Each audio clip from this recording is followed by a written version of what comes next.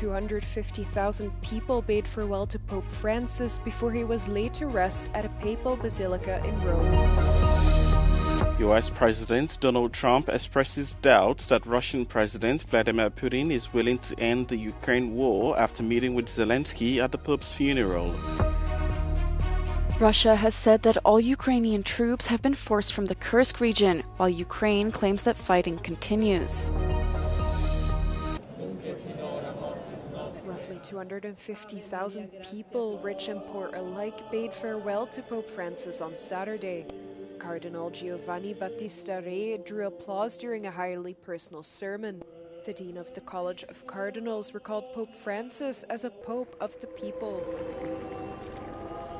After the funeral mass on St. Peter's Square, the Pope's coffin was moved to the Basilica of St. Mary Major for a private burial. Despite the attendance of presidents and princes, it was prisoners, transgender people, migrants, and the poor who welcomed the Pope's coffin at his final resting place in the Basilica. The Pope choreographed the funeral himself and hoped that the ceremony would reflect the priorities of his papacy. The late pontiff's aim was to emphasize his role as a mere pastor rather than a powerful religious leader.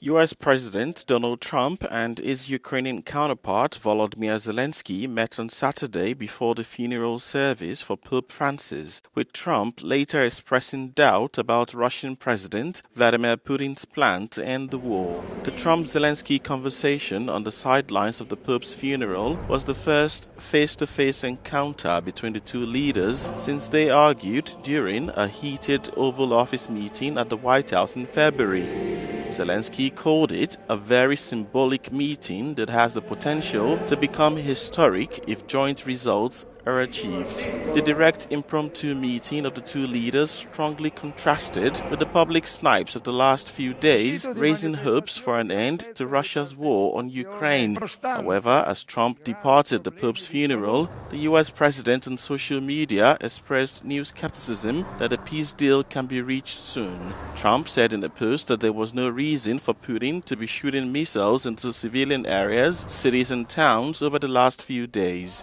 Russia has ramped up its assaults on Ukraine in recent days, with the last attacks on Kyiv killing at least 12 people. At least 25 people were killed and 800 others injured after a large explosion rocked an Iranian port near the city of Bandar Abbas.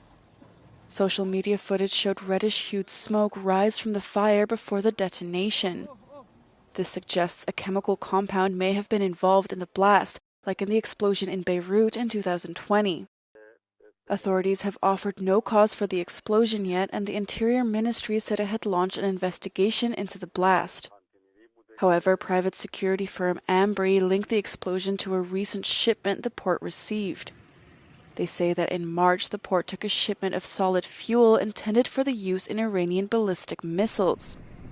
The firm claims the fire may have started as a result of improper handling of this shipment. The explosion at the port caused tremors that were felt in nearby cities. State television also reported that a building had collapsed as a result of the bang, although no further details were offered.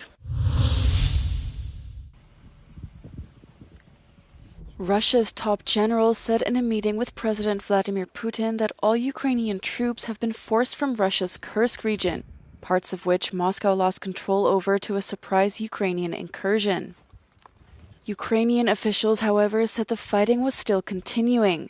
Ukraine's general staff said Ukrainian troops continue to hold positions and inflict fire damage in the region. Russia also confirmed that North Korean soldiers had fought alongside the Russians against Ukrainian troops in Kursk, the first direct admission of their presence. Meanwhile, Russian attacks continued across Ukraine overnight into Saturday, killing at least 3 people, according to local officials. 2 people died in Ukraine's eastern Donetsk region and another in the Dnipropetrovsk region. Several people, including an 11-year-old girl, were injured in the attack.